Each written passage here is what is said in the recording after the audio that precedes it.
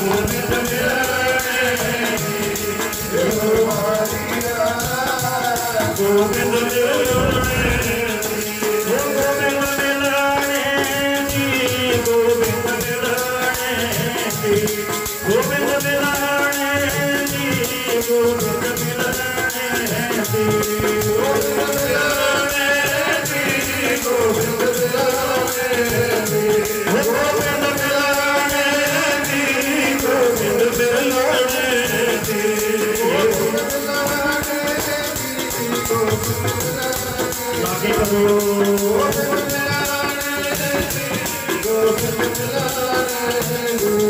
ये हो वारी है भारी वारी है गोविंद मिलने की गुंजवारी है गोविंद मिलने की ये वारी है गोविंद मिलने की ये वारी है गोविंद ये वारी है गोविंद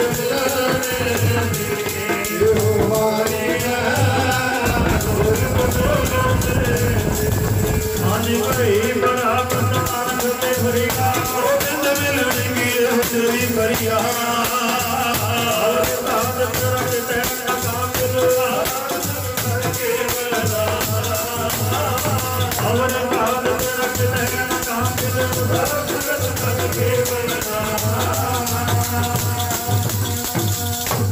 इस करके गुरमुखों के सतगुरां ने मनुखा देही दिती है ना प्राप्त करना चाहिए।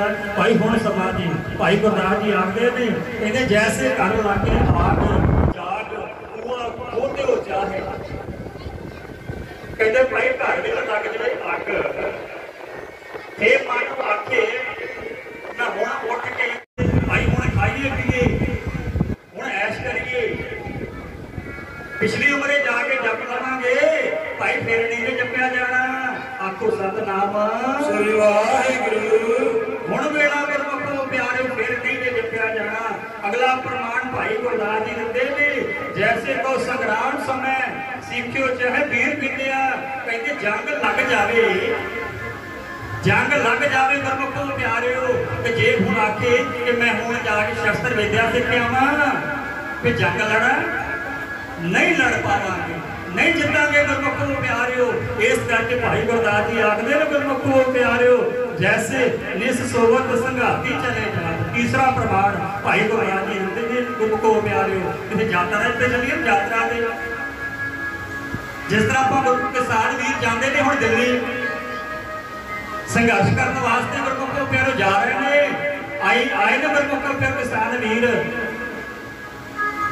कहते घरों तुर पैन जथा बना के तुर पैन इथों घरों भाई गुरदास जी आखते ने प्रमाणा गुरमुखो प्यारिओ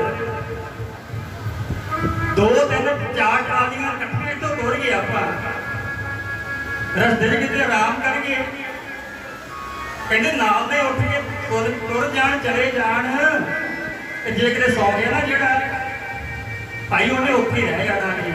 आखो सतनाम श्री वाहिगुरु। भाई गुरदास जी आखते ने जैसे निस सोवत संघाती चले जात एक यात्रा करने वाला गुरमुखो प्यारिओ किते रात ठहरे कोई एक जना सौ जाए बाकी उठ के चले जान पाछे भौर भाए बांध हार चले कद जाइए बे भाई तेरे को करते को नहीं जाया जाना जी। आखो सतनाम वाहिगुरु।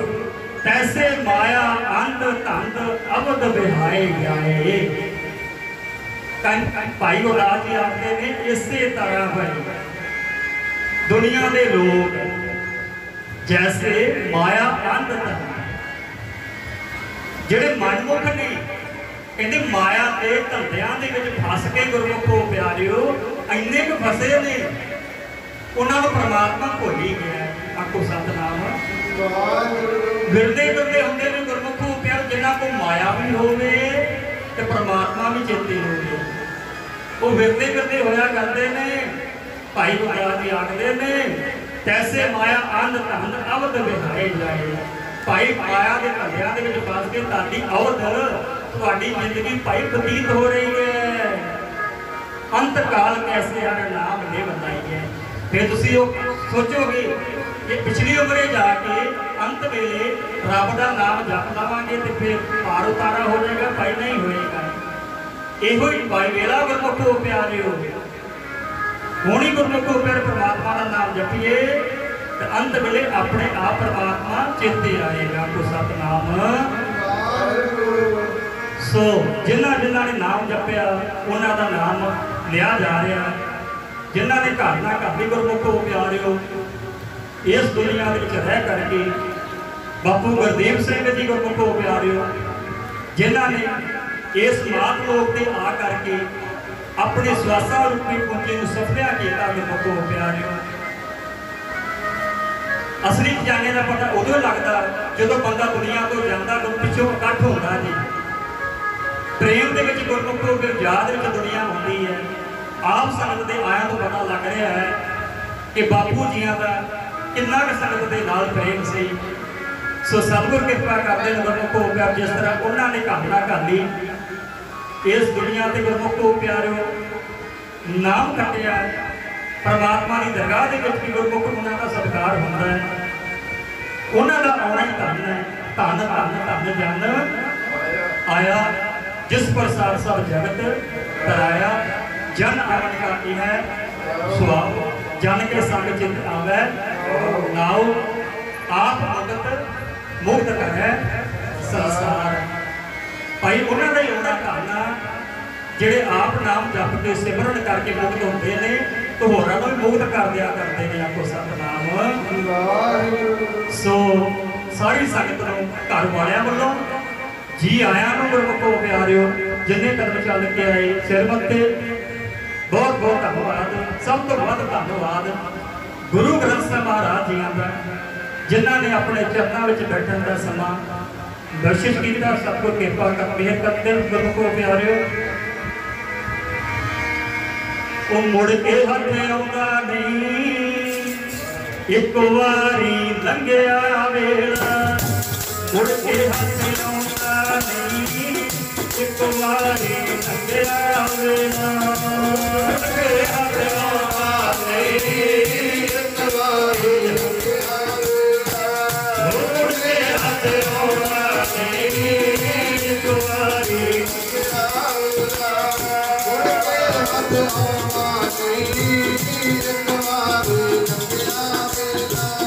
मुड़ के हथ आउंदा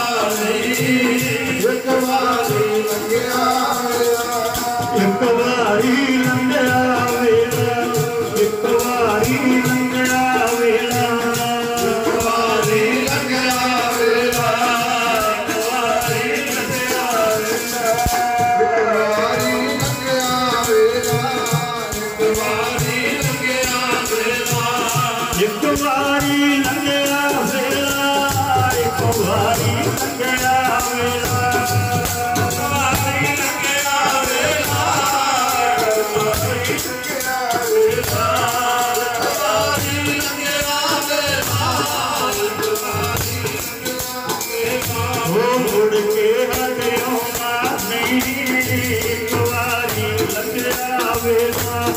मुड़ के हथ आउंदा नहीं एक बारी लंघिया वेला,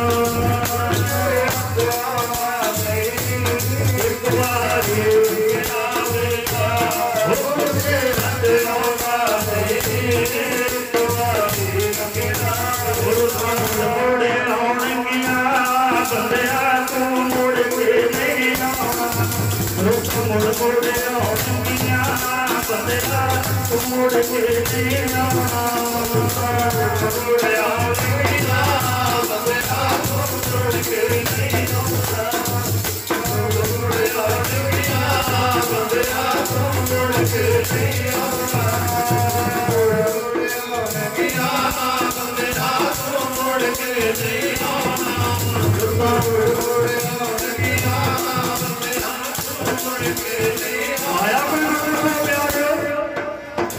साढ़े घरने पड़दादे चले जाए